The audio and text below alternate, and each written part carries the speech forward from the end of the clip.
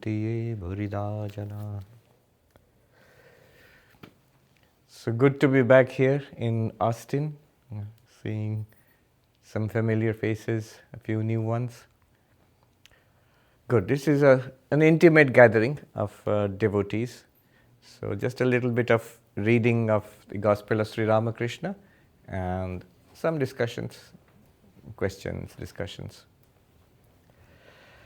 So this is a spiritual classic, the Gospel of Sri Ramakrishna. Is this good? You can hear me now? Is this on? It's not on, see? Can you hear me now? Yeah. Yes. So it's a spiritual classic, the Gospel of Sri Ramakrishna.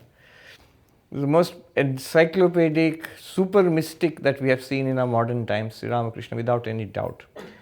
There is nobody even close. And it's historical. All the great avatars of the past, centuries or millennia ago, and someone who was close to our time, born a child of our times. Christopher Isherwood's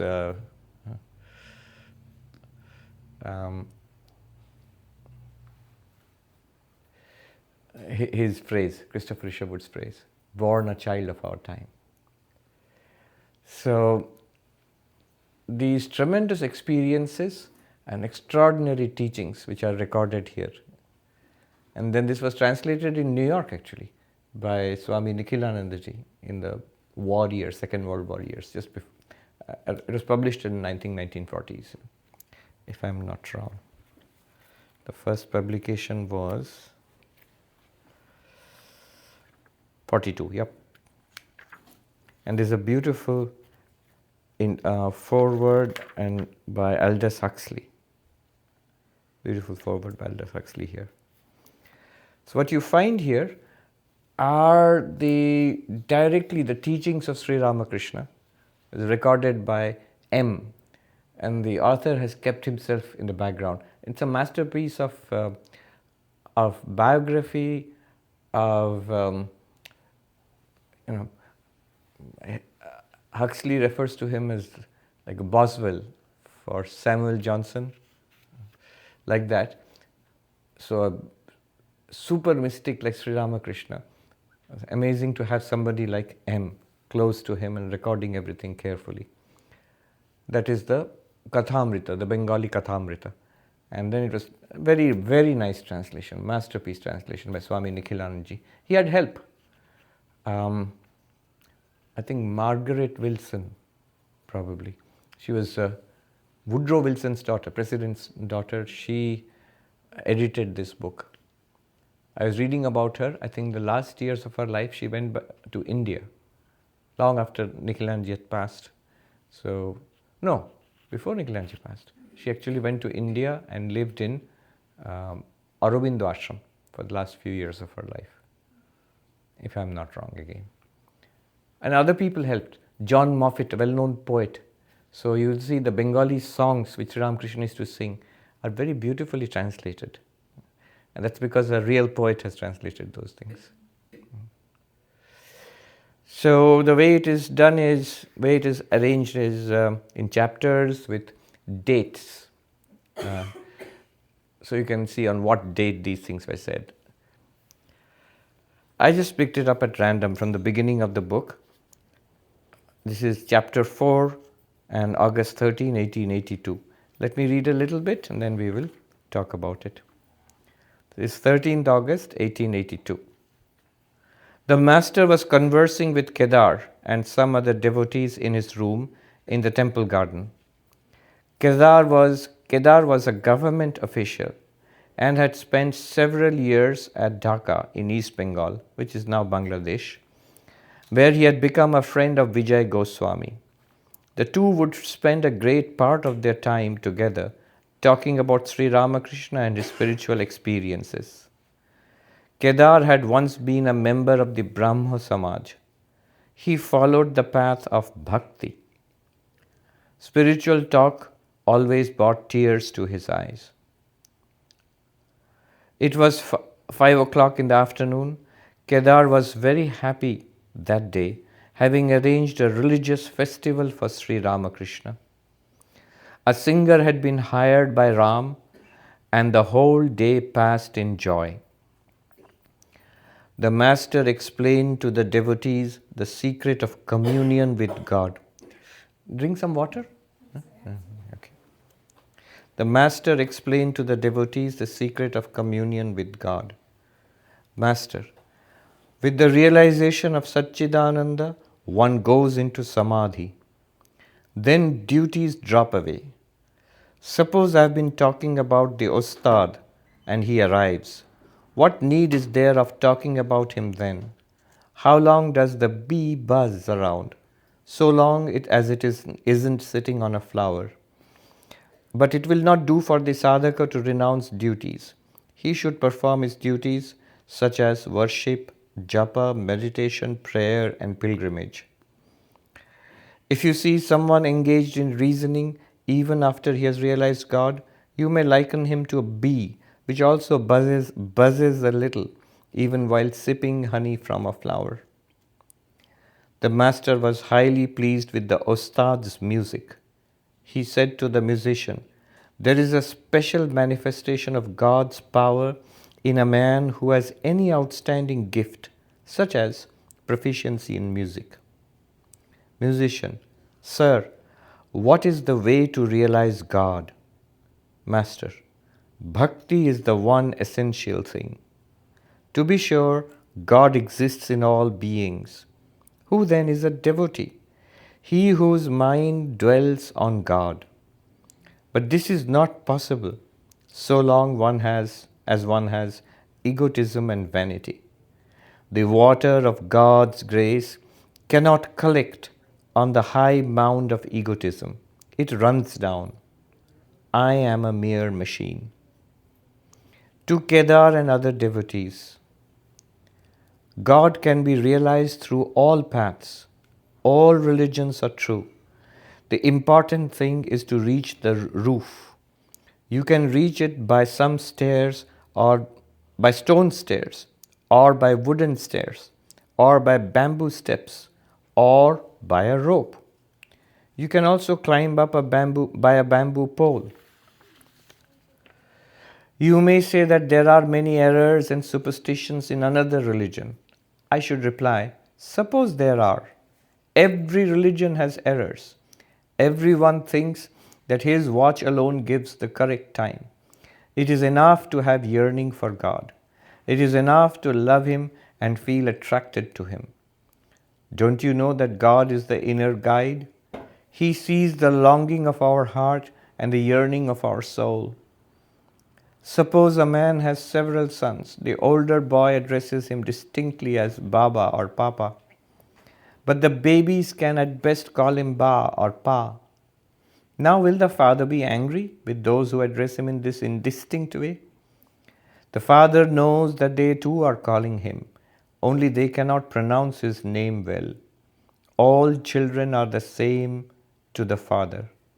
Likewise, the devotees call on God alone, though by different names. They call on one person only, person with a capital P. God is one, but His names are many. So that was the discussion on this day, 13th August, 1882. There's a lot packed in here, if you look carefully. I'll make some observations, then we can discuss it. Keep track of the time. So this gathering is there, and he mentions this is Kedar had organized a religious festival. So there was music there too. Ostad refers to the expert in music, the Hindustani music expert. So Kedar's music festival, devotional, it's a spiritual festival, and music was part of it. And there were many people, large numbers of people there. And Kedar was a devotee. He was primarily the path of bhakti, devotion, especially devotion to Krishna, because he was very close to Vijay Krishna Goswami, who was a great Vaishnava practitioner, saint, teacher. Why this is important, you will see what Sri Ramakrishna generally teaches is according to the gathering. You will see the people around him, what is most suitable for them. For someone else, he will start talking about jnana and go on talking about jnana. Here you see he talks about bhakti. Also, Kedar, Brahmo Samaj, Hinduism, there were these undertones here. You will notice. Then suddenly starts talking about the truth of all paths and about defects in religions. Remember, Brahmo Samaj was a reform movement. So these are the defects in Hinduism. And they even say that we are not Hindus because we will not worship images, things like that. So those are superstitions. Notice there is a reference to that indirectly in Sri Ramakrishna's teachings. So he's teaching the crucial thing here. What is Sri Ramakrishna most distinctly known for? His God realization. He was a God intoxicated soul. He radiated God. In fact, he said at one place that he says to somebody, I in the name of the mother, he says, Mairi bolchi, Bhagavan chhara kichu jani. I don't know anything except God. So such a person. He's talking about this crucial, what was central to him, this communion with God. How can you realize that? How can God become real in our lives? How can God become real in our lives? With the realization of Satchidananda, one goes into Samadhi. Then duties drop away. Suppose I've been talking about the Ustad, the music expert, and he arrives. What need is there about talking about him? How long will the bee buzz around? So long as it is not sitting on a flower. So, here duties can be slightly misleading. Remember, he's talking to a group of householders. So one might think he's talking about earning money, taking care of your family, doing the duties. Not really. He's talking about spiritual practices. That becomes clear later on. He says, but it will not do for the sadhaka to renounce duties. He should perform his duties such as worship, japa, meditation, prayer and pilgrimage. We don't think of these as duties generally. We think of these as sadhana, as practices. So there's a lot here. With the realization of Satchidananda, one goes into Samadhi. Interesting. Because if you contrast the paths of yoga and Vedanta, Vedanta will generally not say that with the realization of Satchidananda, one goes into Samadhi. With the realization of Brahman, that I am Brahman, that comes with something called Brahmakara Vritti. There is a vritti in the mind that I am Brahman. It's a momentary flash which corrects the error that I am not Brahman, which corrects the error that I am the body-mind, which corrects the error that this is an external, independently existing world. Once the correction happens, you realize, oh, I see, it was always one existence consciousness bliss. Now, one may be in Samadhi, one may not be in Samadhi. That is secondary from a Vedantic perspective. In the yogic perspective, however, say Patanjali Yoga, realization is dependent on Samadhi. Yoga chitta vritti nirodha. Cessation of the mental modifications is yoga. Why? Because tada drashtu swarupe avasthanam. Then the witness consciousness remains in its real nature. As what? Real nature as what? As pure consciousness. Swami Vivekananda likens it to a lake where the waves of the lake have settled down. So it's one still mass of water. And Swami Vivekananda says, then one can see through to the bottom of the lake. The two conditions required for the lake. One, the water must be pure, clear. And the water must be still. If it's not still, if it's not clear, you can't see through to the bottom of the lake. Similarly, the mind has to be still, pure and still. In meditation, it is well known that unless the mind is pure, it will never become still. Pure mind and then stilled mind. Chitta Shuddhi and Chitta Ekagrata in Sanskrit. Chitta Shuddhi, purification of the mind. Chitta Ekagrata, focus of the mind, concentration of the mind. These two together will lead to Samadhi.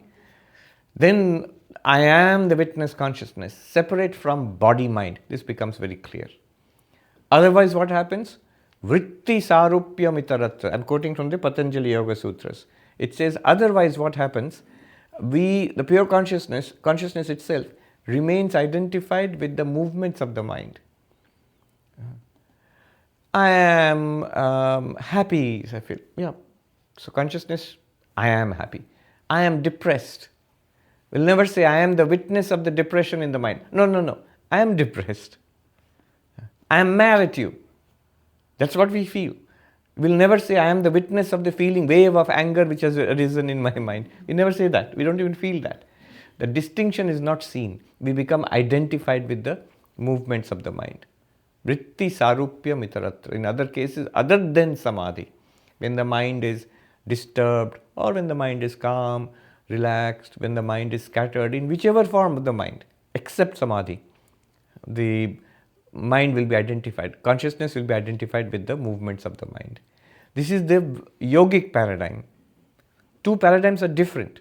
The yogic paradigm and the Vedantic paradigm. The Vedantic or Jnana paradigm is that we don't know the truth. The truth is right here, right now, about you and about the world. We don't know it, we don't see it. And the goal is to know it or see it. So the problem is ignorance about our real nature, and the solution is knowledge about our real nature. And if the problem is ignorance, our solution always has to be knowledge, right? Whereas in yoga, the paradigm is the mind is unsettled. If the mind becomes calm and still, the truth which is beyond the mind will become clear. So problem is not actually that is a deeper question, but let me first say, initially, a practical problem in the yogic path is the restless mind. And the method is, therefore, if the mind is restless, that's the problem. The method is to calm down the mind, to still the mind, to focus the mind. The method is samadhi. Problem is vikshepa in Sanskrit, and the solution is samadhi. Now, I should not say that knowledge and ignorance is only the Advaitic paradigm or Vedantic paradigm. Ignorance is the problem, knowledge is the solution, is the paradigm for Vedanta, it is the paradigm for yoga, it's the paradigm for Sankhya. In fact, it's the paradigm for Nyaya, Vaisheshika also, for all of these. In fact, in Buddhism also, that's the paradigm. But what kind of ignorance and what kind of knowledge, these all differ from each other. And what is the method to overcome that? They all differ. The method in Vedanta is inquiry, and result will be knowledge. If you want knowledge, how do you get knowledge? Inquire. Ask Google. So ask Google. Ask AI. What is the answer? So that is, but that's true. That's inquiry. We are asking. You are not sitting quietly. See, what is the method in yoga? Quieten down. What is the method in Vedanta? Inquire. Inquire requires activity of the mind. Shravana, Manana, Nididhyasana, they all require intense activity of the mind. Yes, focused activity, not scattered mind. But in yoga, look at the difference. The focusing of the mind in yoga is to settle down and calm and quieten and stop the mind, not to keep on inquiring. I remember I met a monk in the Himalayas, young man, he was a Nepali. He was meditating a lot. So I asked him that, have you studied Vedanta? He said, yes. So before taking sannyas, everybody has to study Vedanta, if you're a Vedantic monk. So I said, how did you like it? Kaisa laga? In Hindi, we're talking in Hindi. So he said, those Vedantins, they talk a lot, they don't have experience. बहुत बात करते हैं, उन्हें अनुभूति नहीं है उनका. So that is the criticism of Vedanta from the yogic side. The Vedantic side criticism will be, what's the use of sitting quietly? Because remember, the Vedantic paradigm is knowledge and ignorance. Knowledge is attained by vichara, inquiry. If you sit quietly, what will you get out of it? If knowledge is to be acquired, you go to the university, instead of going to a class, reading the notes, reading the books, writing your assignment, if you sit quietly, what are you doing? Meditating to get knowledge. You will not get knowledge. So knowledge requires activity of the mind. Yoga requires silencing the mind. Both, only caveat is, in yoga also the goal is knowledge. But they say that the knowledge which we are seeking of our real nature is always there. You are always the Purusha, you are always consciousness. It is only hidden by wrong identification, and that wrong identification is caused, yes, ignorance, but the main problem is the scattered nature of the mind. If you can still the mind, you will get realization. So these are the two different paradigms. Now, very interestingly, Sri Ramakrishna says, with the realization of Satchidananda, one goes into Samadhi. Realization of Satchidananda is very Vedantic language. Now, why would he say that with realization of Satchidananda one goes into Samadhi? Also look at the interesting coinage. He does not say when you go into Samadhi then you get realization of Satchidananda. He says when you realize Satchidananda you go into Samadhi. Now remember one thing, one crucial key to understand Sri Ramakrishna, he was an intensely practical man in the spiritual sense. His whole idea was for himself and for others. How to quickly, as soon as possible, quickly realize God. To make it real. Not a philosophy, not an argument, not even sadhana, not even a technique. His actual thing was to realize God and dwell in it. Dwell in that divine reality. That's his thing. That's the key to understanding why he says so many different things in so many different ways, why he says different things to different people. What is his approach was, this person, in the quickest way possible, how will this person attain God? That was the goal. So here he's saying, this matches actually the Vedantic paradigm. The Vedantic paradigm, realization of Satchidananda. How will it happen? Through inquiry. But if it has really happened, if you have really, Vastu Siddhi, he says, attaining of the reality, if that is there, genuinely so, the mind will immediately become absorbed in it. This is the distinction between realizing something intellectually, oh, I get it, but finding something which you have been searching for. Say, suppose you are waiting, Sri Ramakrishna has given this example. Suppose you are waiting to meet a beloved friend who's coming after years, a long time, and then you meet that person. How delighted and happy will you be? Then you will be only spending time with that person and delighting in the company of that person. Or will you say, okay, now I've seen you, good done. No. So if you're searching for Satchidananda, our real nature, when you find it, the mind will, if it is a purified mind of a sadhaka, which Sri Ramakrishna says, which he expects from everybody, then the mind will naturally go into Samadhi, will become absorbed in it. I'll give you two examples. Sri Ramakrishna's own case, how he remained absorbed in long period in Samadhi. And Totapuri showed him the Advaitic truth. And Ramana Maharshi's case, he realized straight away, without any formal instruction, he inquired what will happen. Suppose I'm dead right now, what will happen? And he suddenly realized that I am the Atman. I will not be dead. The body dies, but I do not die. Don't practice that. Suppose I'm dead sadhana. It will not work for us. It worked for him because he was already ready. It's like the mango which is about to fall. It will fall by its own, so it will fall. But for unripe mango, kacha, no amount of I am dead will, no, nothing will happen.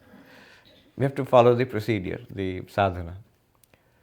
Yes. So both of them, after that realization, Ramana Maharshi went into Samadhi and remained for a long period of time in Samadhi. So Sri Ramakrishna is right here. Well, I mean, he's right, of course he is, but we are understanding what he is trying to say. There's a lot packed in here. With the realization of Satchidananda, one goes into Samadhi. Then duties drop away in the sense that sadhanas drop away. Veda itself says, Yatra Veda Aveda Bhavanti, where the Vedas themselves become no Vedas. Where Vedanta itself becomes no Vedanta at all. Because you have used the ladder to go to the roof of the house. Now you don't need it anymore. After going to the roof of the house, someone keeps climbing up and down the ladder all the time. No. Upaya. Upaya means a method, an instrument. It's something to be used. You take a boat to cross the Ganga to go from, say, Calcutta to Belur Math. But then if you refuse to leave the boat, you will not get to Belur Math. You have to leave the boat behind on the shore once you reach the other side, Howrah side of it. Similarly, you have to leave it behind. He says, then the duties drop away. Not only that you have to leave it behind, it will not appeal to you anymore. It will become such that you don't have to do them anymore. This is for spiritual practices. But even worldly duties, the mother will arrange for such a situation will come, the Divine Mother will arrange that, job, family, career, those things will disappear. They will no longer hold you back. That is a structure designed by God for our spiritual practice, for the satisfaction of our desires and eventual growth. But they will be reduced. So Ramakrishna would often say, don't force yourself to give up duties. They will go away by themselves. What are our natural duties? They will remain for a while and then drop away. Our problem is either we keep on increasing them unnecessarily, adding to them, or we avoid. One is the sign of an ambitious, restless mind, worldly mind. Other is the sign of a lazy mind. Neither are spiritual. But the few duties which we have to do, you do it dispassionately and do the sadhanas, all of that will take us to God realization. And then these duties will also drop away, means they will not, the situation will change in such a way that we won't have to do them anymore. And sadhanas also will drop away. Then he gives an example, two examples about the ostad, the musician. I was talking about the ostad. This is like the activity going on. But when the master himself comes, the music master comes, then you have to listen to his music. You don't have to keep on talking about him. The second example is of the bee, which is buzzing around. Once the bee finds the flower and it sips the nectar of the flower, it stops buzzing. Similarly, then he says, on the other hand, so spiritual practice is not necessary. It's only necessary to realize that I am Satchidananda and sit in samadhi. He says, no. It will not do for the sadhaka to renounce duties. Again, duties here means sadhana, spiritual practices. We are sadhaka. He should perform his duties. And he gives examples. Worship, that is puja, japa, repetition of the mantra, meditation, dhyana, prayer like we did here, pilgrimage, and all sorts of spiritual practices, whatever you're doing, should continue. One exception he points out. But often we see great teachers. They're also doing Vedantic inquiry. They're teaching Upanishads, Shravan, Manan, Nididhyasana they're doing. So has the bee not found the flower yet? He says, yes, sometimes the bee finds the flower and sipping the honey, sipping the nectar, but also buzzes once in a while. Have you seen this little buzz, little momentary buzzing is there? That's for teaching the others. Sri Ramakrishna says here, the bee which also buzzes a little even while sipping honey. That's a very cute example. So he was very pleased with the Ustad's music, and he makes a point here. There is a special manifestation of God's power in a man who has any outstanding gift, such as proficiency in music. Straight from the Gita. Vibhutimat. That if you see someone possessed of talent, it could be scientific talent, artistic talent, or leadership in politics, something is there. Those powers, they are from God. That does not mean that person has become particularly spiritual. Those are gifts from God, you can say. That person may or may not be spiritual, but exceptional power is there. This is the idea of the 10th chapter of the Bhagavad Gita, Vibhuti Yoga. Wherever you see glories, so that reminds you of the power of God. Sometimes those people may be spiritual, like the Ustad himself, he seems to be a spiritual man. He asks a question, so what is the way to realize God? Sri Ramakrishna here says, bhakti is the one essential thing. So notice, Kedar is the one who's organized it, he's a devotee, a lover of God. So Sri Ramakrishna is advising love of God, bhakti. To be sure, God exists in all beings. So God is there everywhere. But are we in God? God is in us. But are we in God? This is the difference. So he says, who is a devotee then? He whose mind dwells on God. So a devotee, a sadhaka, who is a spiritual practitioner. Everybody once in a while listens to a devotional song, might go to a temple or a church once in a while. Might listen to a YouTube talk on philosophy or something. That does not make one a sadhaka, spiritual practitioner. Who is a sadhaka? The one who consistently practices spiritual disciplines, does what will take him or her to God, and consistently tries to avoid or struggle against those things, those activities, thoughts, desires which take one away from God. This is a sadhaka. Deliberately progressing towards God on purpose. Just like a sadhaka in music. Everybody hums a song once in a while. But actually learning step by step, every day practicing, then one says sadhaka in music, a practitioner of music. Similarly, in spiritual practice also, consistently doing things which will take one to God, consistently avoiding or struggling against those things which takes one away from God. That is a sadhaka. That is a bhakta, he says. He whose mind dwells on God. And then he points out this is not possible as long as one has egotism and vanity. The water of God's grace cannot collect on the high mound of egotism. It runs down. So it's a pointer to those people. The big people are there, Kedar is there, the Ustad himself is an expert. Expertise, you see, any kind of talent without spirituality can lead to vanity. That Ustad must be a good man, a spiritual man, but it's a possibility. So I am such a great musician, or I am so intellectual, I am a great author, or great scientist, or whatever it is. It can immediately lead to vanity. And Sri Ramakrishna says, ego is the big block. And I know. Even if spirituality comes, the ego will appropriate that spirituality. I am so spiritual. I meditate better than everybody else. I am more humble than you. Humility. Competitive humility. All these things are there. And that's all ego, the play of the ego. And it's very subtle. It will appropriate anything which can glorify it. But he says here, on the high mound of egotism, the water of God's grace does not collect. It runs down. So what is the way to overcome this ego and vanity? He says, I am a mere machine. See how beautifully Sri Ramakrishna's words are structured.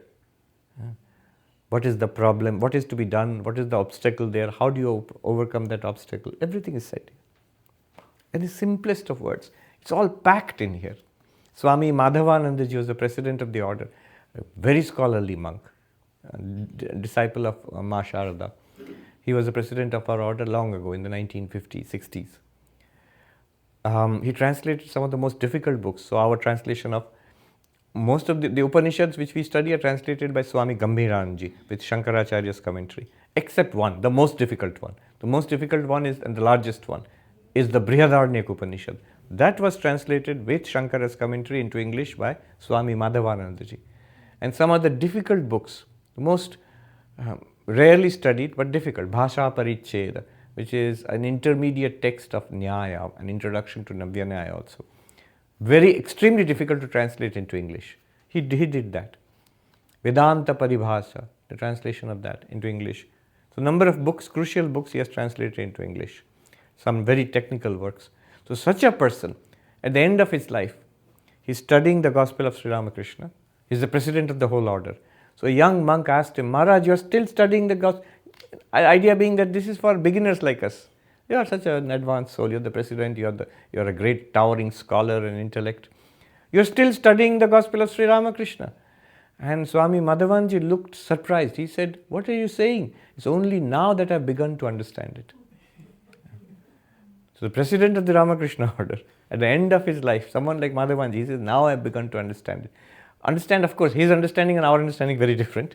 I feel when he says, now I've begun to understand it, he must be beginning to experience these truths, various kinds of spiritual realizations, those things. He has experienced those.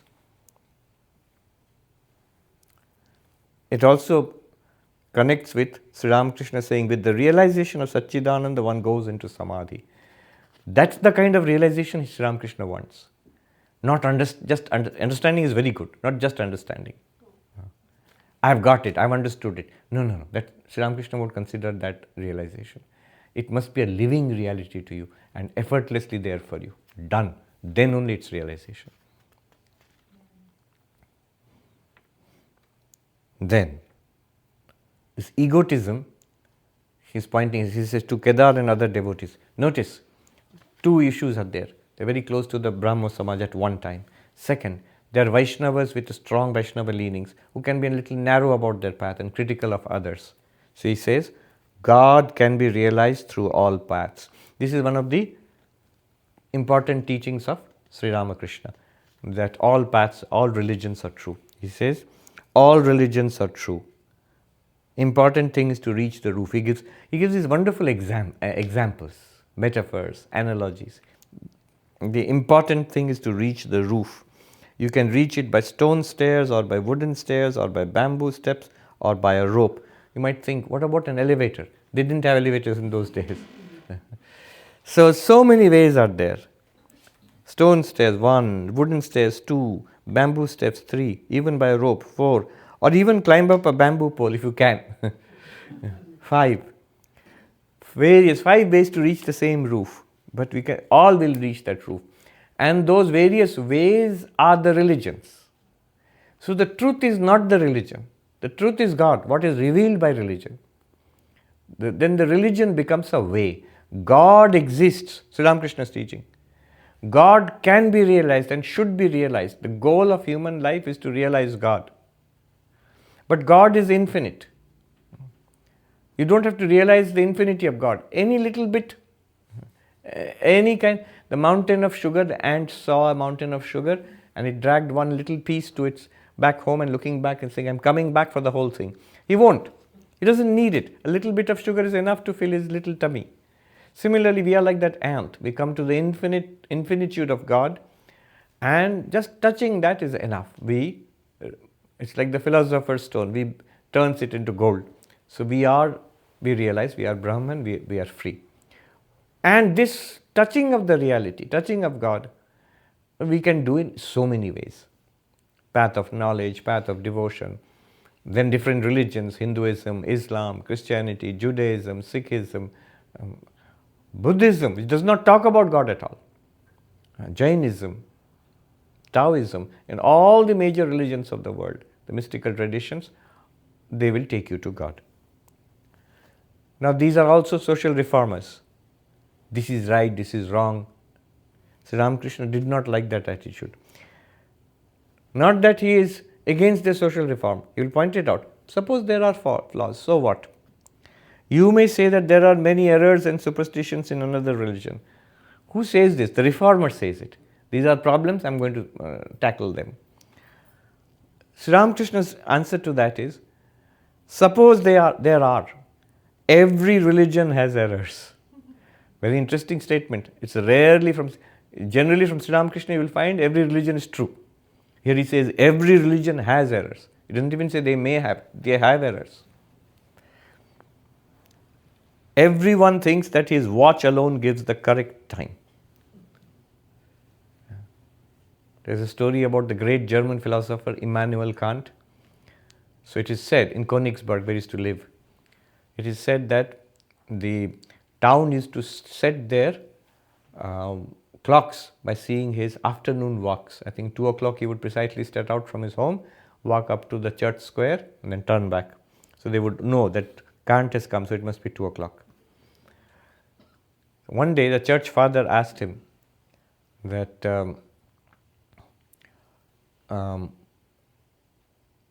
what do you do when you come up to the church tower? The church tower used to have a clock. Those villages, they have a clock tower, big clock. So Kant said, I go there and adjust my watch according to the clock tower. And the father said, oh my God, we adjust according to your coming to... Everyone thinks his watch alone gives the correct time.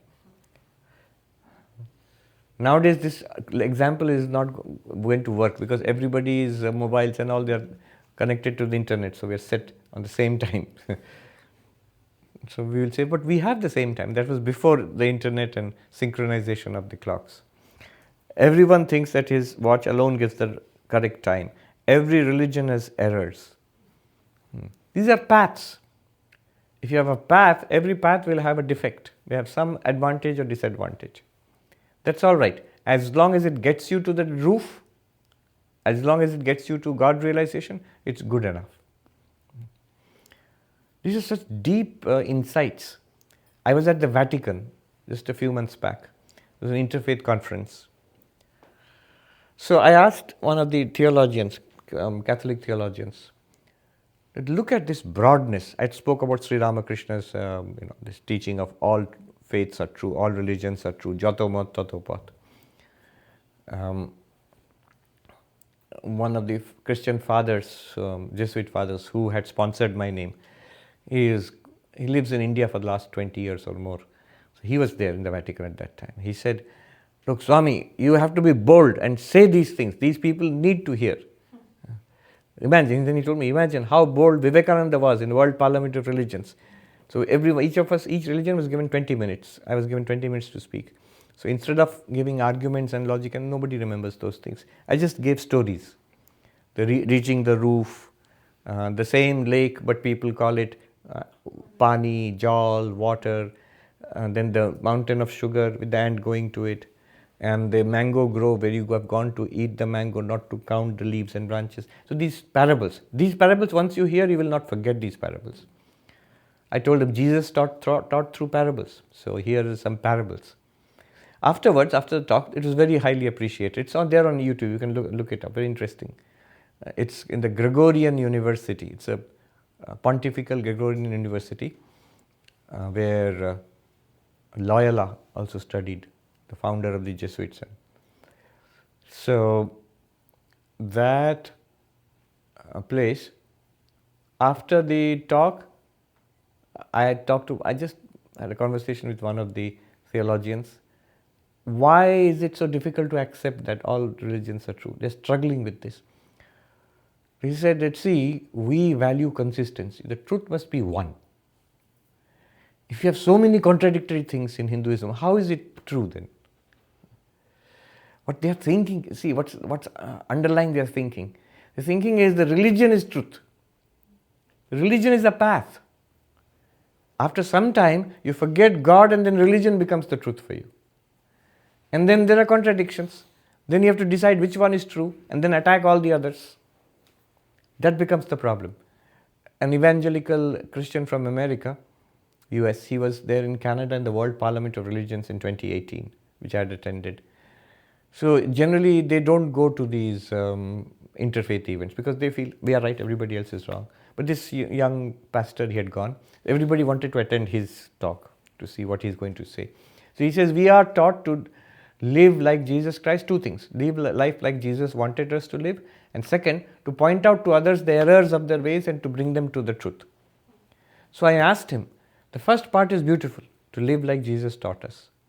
But the second part, is it important to tell everybody they are wrong, everybody else they are wrong, and then to bring them to our path? And he said, that's what we are taught. We are told that this is you have to do this. Here Sri Ramakrishna differs. He says every religion has errors. Every religion is true. In what sense? It will take you to that highest truth. Every religion has errors, problems, defects, malpractices. Problems are there. And they should also be reformed, no doubt about it. But, he says, for God realization, it is enough to have yearning for God. It is enough to love Him and feel attracted to Him. God is the inner guide. He sees the longing of our heart. It's not really up to us. Here the path metaphor falls away. We're walking on the path, but it's not really up to our effort. Ultimately it's the grace of God.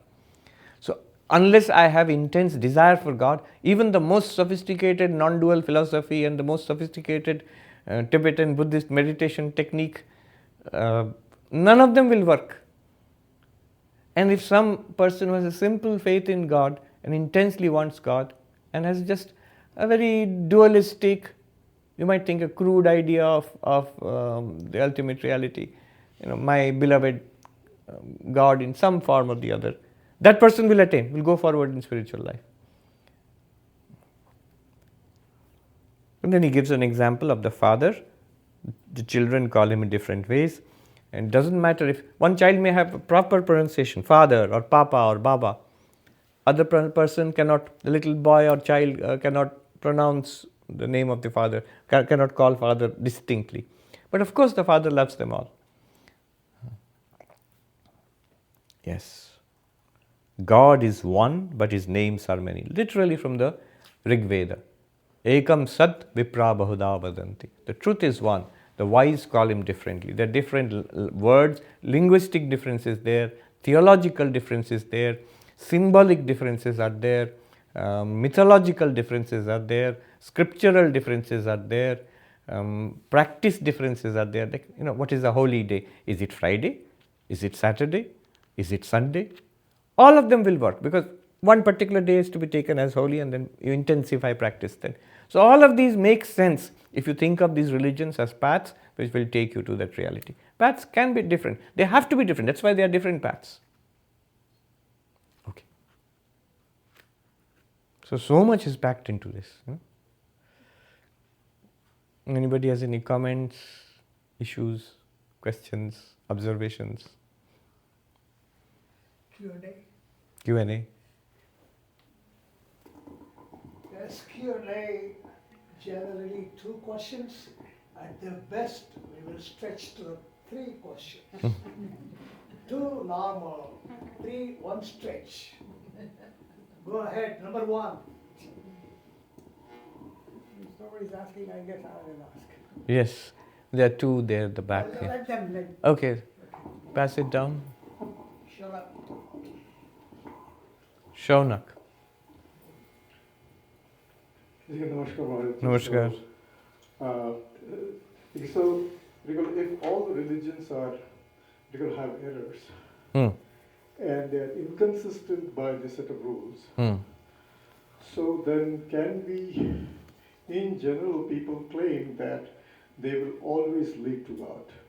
Because of the inconsistency, they may not be able to lead to God. So then, and basically, should we just follow what do you call the advice Sri Ramakrishna gives? What do you call, forget the religion, but only intensify your yearning for God. Yes, Is that the only way to but you can't forget the religion because he says as long as one is a sadhaka, one must do the duties. Duties means the practices, and those practices form part of each religion. So you must have something. Sri Ramakrishna says in another place, mat kichu na, kintu ekta ke dhore sakte hai. So these religions are paths. It's not important which one, but you have to hold on to one. You have to do something seriously. Right? So intensify my yearning, but yearning for what? For God. But God it's a vague, indistinct term. Is it God as Krishna or as Christ or as Allah? Then you have a particular religion. It's good to have a particular, it's good to hold on to a particular path. The errors, what Sri Ramakrishna says, so-called errors, he says, if you say, if there are errors, these so-called errors which seem to be errors in our perspective, they don't matter, that's what he's saying. Because really it is not the greatness of the path which will take me to God, or the sophistication of my philosophy, or the brilliance of my arguments which will take me to God. No. God will reveal himself, herself, itself. He is the inner controller. He sees. He's like the father. Someone calls father or papa. Someone says pa.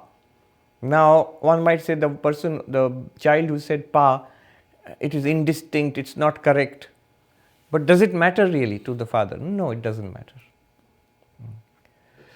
If you say these errors, every religion has errors. Everyone thinks his watch is the right, giving the right time.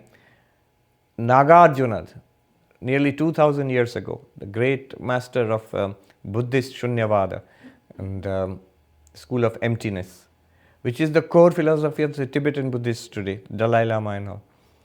He says, Shunyata sarva drishtinam. All views are empty. Any philosophy you give him, what he will do is, what we today call reductio ad absurdum. He will stretch the view so much that it will become absurd. He will point out it will become self-contradictory. And he shows that every view leads to contradictions. So emptiness of all views. That's, if you just take that much. That's what Ramakrishna is saying in a very simple way. Everyone thinks his own watch is right. Yeah. Emptiness of all views. The view, therefore Sri Ramakrishna's point, the view is not meant to express the truth. The view is meant to take you to the truth. Because the truth cannot be expressed. Every expression of that which is beyond language, beyond logic also, every expression which brings it into the realm of language and logic will be limited. It will have defects. And later when it comes to human society, more defects. When it comes down to human history for centuries, it will accumulate endless problems. So in that sense, it is like a path. It's a path, yes. It is a path. But So you are going to third question already. Okay. Someone else had raised, I think she had raised, you had raised that.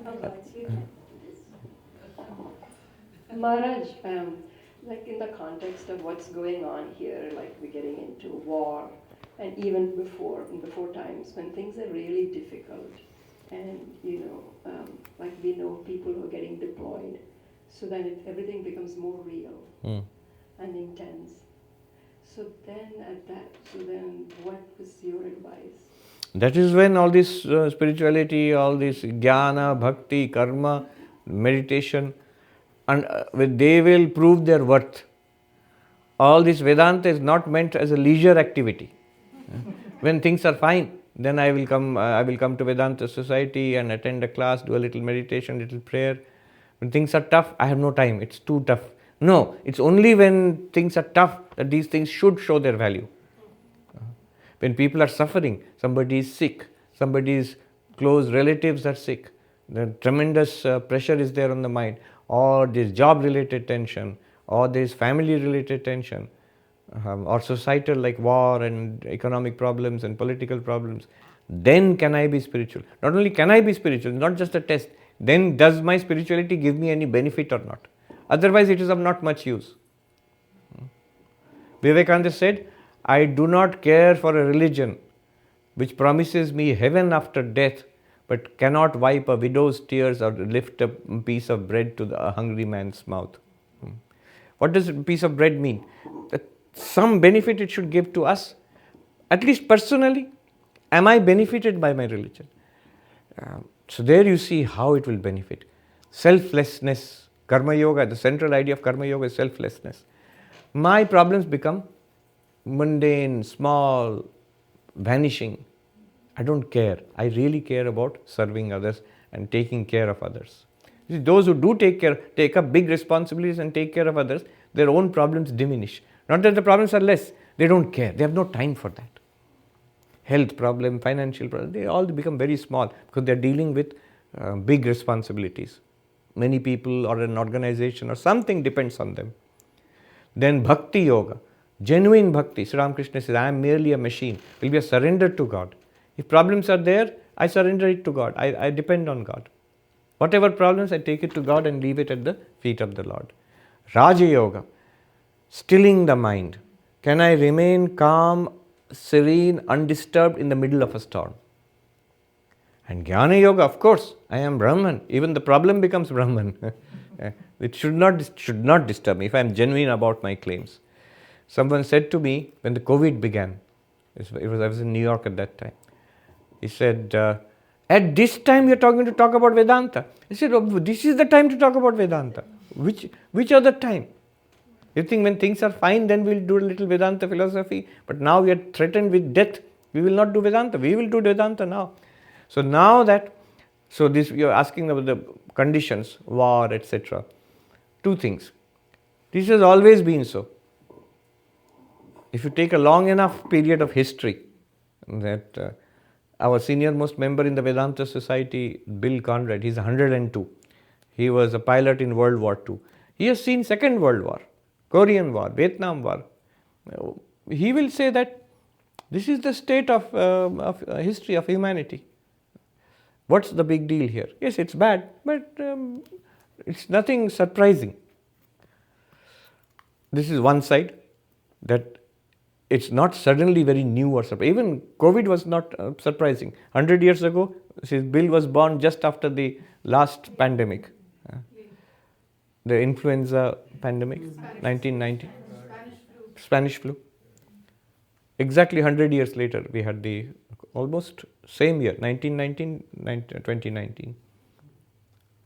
Then this is one side, the negative side. The positive side of it is, at this time we are called upon to be more spiritual than other times. Because this time we have to really practice. See, At least in your own case, are you steady? Are you calm? Are you able to be of service to others who are in trouble at this time? Last one. Namaste, Swamiji. So last question. So you told us about the difference between the yogic realization and the Vedantic. Vedantika. Can you repeat that again? Yes, good that you pointed it out. This third paradigm, two paradigms I pointed out: Vedantic paradigm, yogic paradigm, and then the bhakti paradigm is also there. I should have pointed that out, which Sri Ramakrishna pointed out next. Vedantic paradigm is the truth is already here, we don't see it, the problem is ignorance, the solution is knowledge. The method is inquiry, vichara. What is the problem? Ajnana, ignorance. What is the solution? Jnana, knowledge. What is the method of knowledge? Vichara, inquiry. The yoga paradigm is the problem is restlessness of mind. Remember, there also knowledge is the goal, but restlessness is the problem. They don't concentrate so much on ignorance. Restlessness is the problem. What is the solution? Meditation. Samadhi is the solution. What is the solution? Solution is concentration of mind. If restlessness is the problem, then serene mind, concentrated mind is the solution. Method, samadhi, meditation. Meditation, leading to samadhi. Bhakti paradigm. Bhakti paradigm is God exists and God is willing to help. He says, Sri Ramakrishna says, God is in everybody, but everybody is not in God. The Bhakta is the one whose mind is in God. Otherwise, God is in all of us, even the non-believer, of course. Vedanta will explain how. But the devotee believes God is in everybody. But who is in God? Only the Bhakta is in God. So the Bhakti paradigm is, though God is everywhere, God is in everybody, our problem is lack of belief, and the solution is faith. Solution is faith. And the method is prayer, devotion, japa, worship. These are the practices of bhakti. So these are the three paradigms. All of them, however, you said realization is different. Remember, realization is different, experience may be different, but the truth realized is the same. Each reaches the same lake. They call it by different names. All of us go to the same mango grove and we are eating the mangoes. All of us reach the same mountain of sugar, but we are taking away different grains of sugar. All of us are touching the same elephant, but we touch different parts of the elephant, we think it's different. So the truth, same truth is realized by all, whether by inquiry or by meditation or by love and devotion, surrender. All right? Om Shanti Shanti Shanti Hari Om Tat Sat Shri Ramakrishna Arpanamastu.